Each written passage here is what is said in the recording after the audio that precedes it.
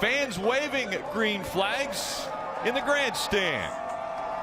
Field 2x2, led by Martin Truex Jr., Eric Jones.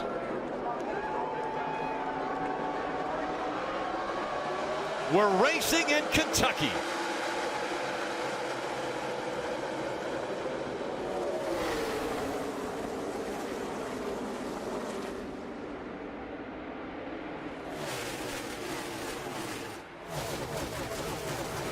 Martin didn't get through 1 and 2 as well as he wanted to, giving Eric Jones a shot to take the lead here. Eric's way loose getting into 3. Second groove works for Martin Truex Jr. That outside line held for him, and he holds on to lead lap 1.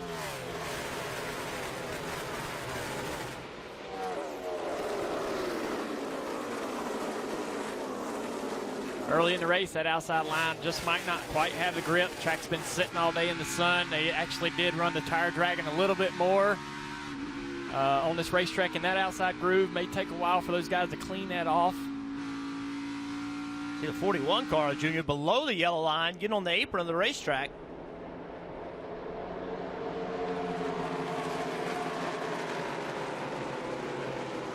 Nose to tail now.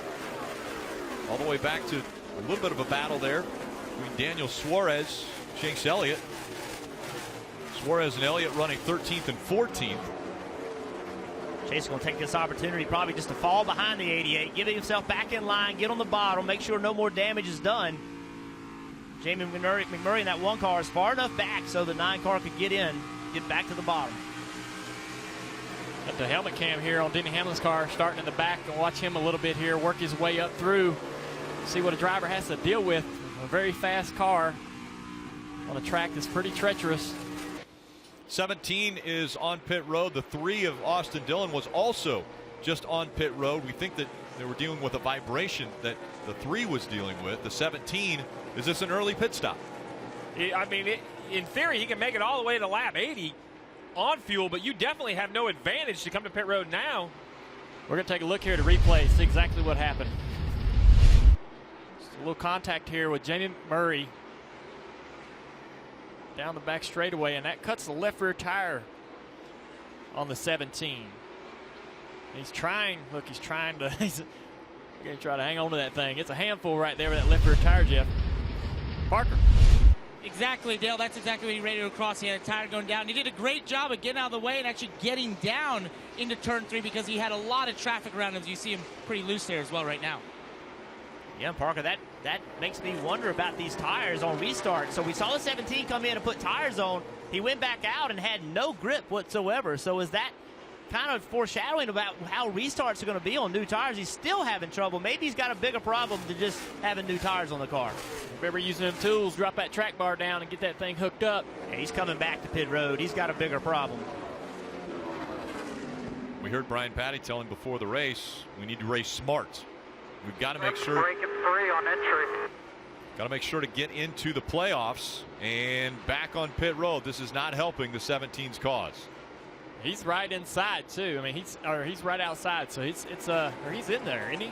Yeah, the 17 right inside situation. So this is a very, very serious issue for him. Yeah, he was 19 points out. That's and right. Now 38. So as they're running, And Rick, that's only going to get worse. You know, it's one thing to have a problem in the race, but what we've seen with these stages is a problem early is double the penalty, right, Rick? Because now you're going to miss out on points in both stages probably. I'd be shocked if he somehow gets these laps back and end up in the top 10. yeah, there are other cars that are already a lap down that haven't been to pit road. Matt DiBenedetto right now running 30th, and he is the highest scored lap down car. So the 17 of Ricky Stenhouse Jr. now 2 laps down, trying not to go further than that as Martin Truex Jr. continues to lead at Kentucky.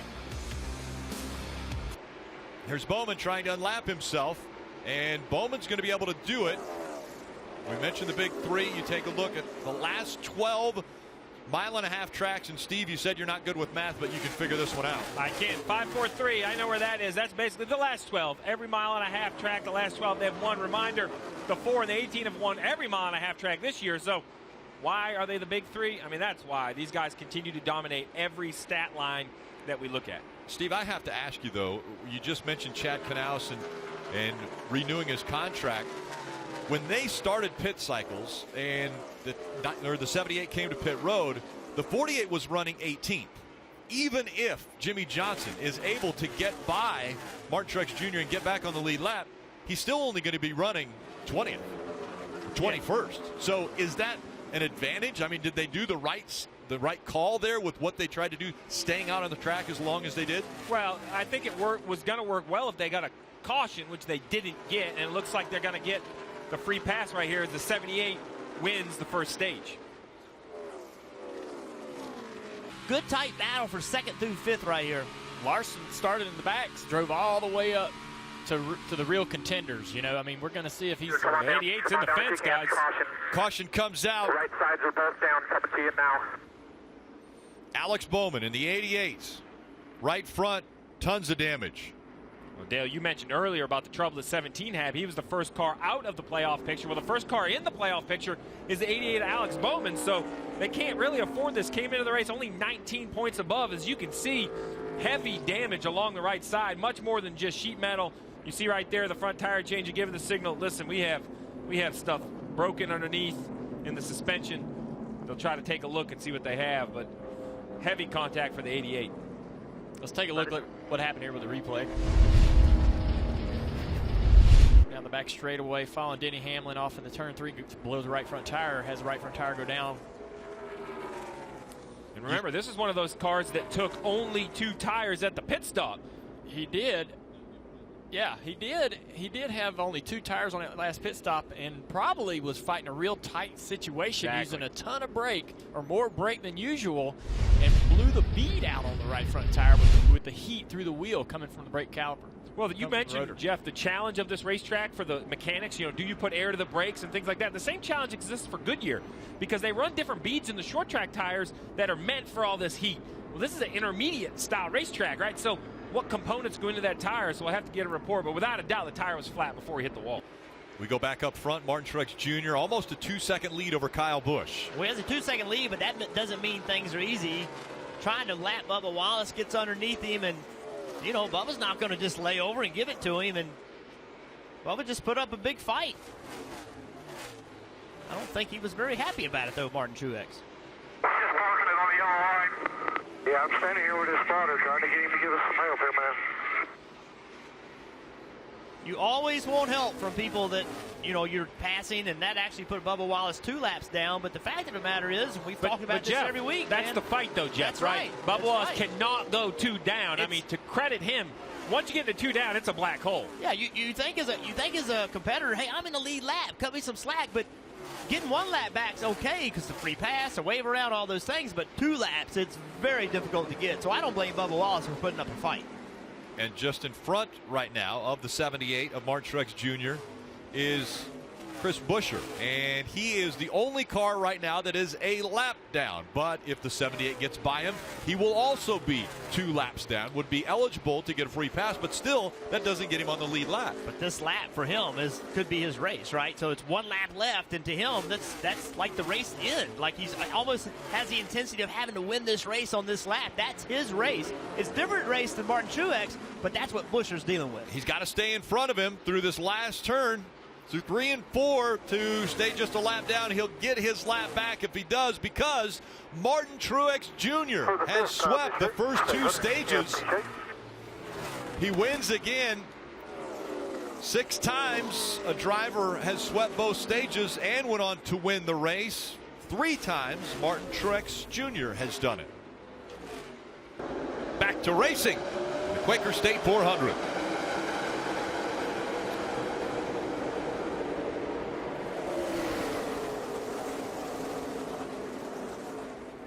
It's hard to believe, Rick, but this corner right here for those 2 tires of Brad Keselowski is huge. He has to get that clean air as you see chaos kind of behind him.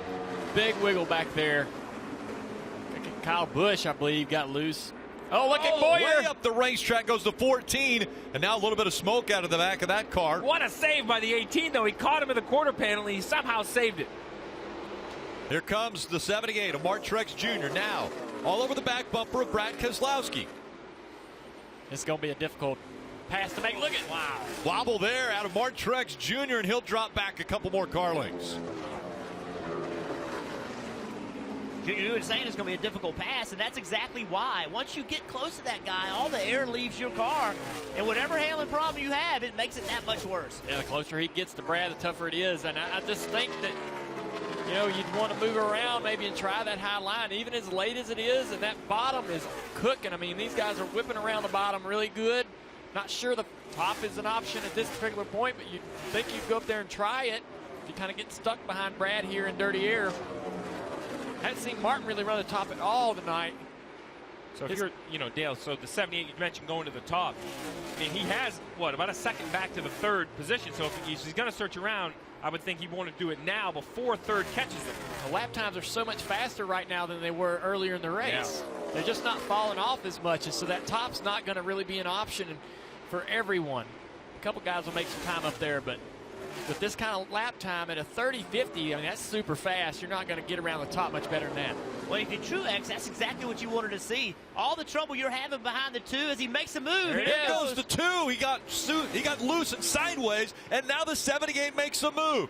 That time it was Keselowski who had the bobble, and the 78 takes advantage of it. But what Truex needed was he needed the 2 car to have a disadvantage, and that disadvantage was when they caught the 32. And when they caught him, now Keselowski is disadvantaged aerodynamically. So that's what Truex needed. Truex knew that. He saw that coming. He knew he had to put pressure on. That was his opportunity, and he seized on it. 4 more times around. 6 miles remain for Martin Truex Jr. This was about the time a year ago when a caution came out, and he had to have a great restart. They went into overtime for that restart. Martin Truex Jr. Just like most kids grow up, you go to work with your dad. Well, his dad in New Jersey had a fishing company where he went out on the clam boat. And so as a young kid going out on that, working with dad, but dad also was interested in racing. And Martin Truex Jr. took to it right away. Won the championship a year ago and now trying to defend that title, as he has definitely separated himself with the other big 3 this season as one of the favorites for the championship. Rick, you mentioned the 78.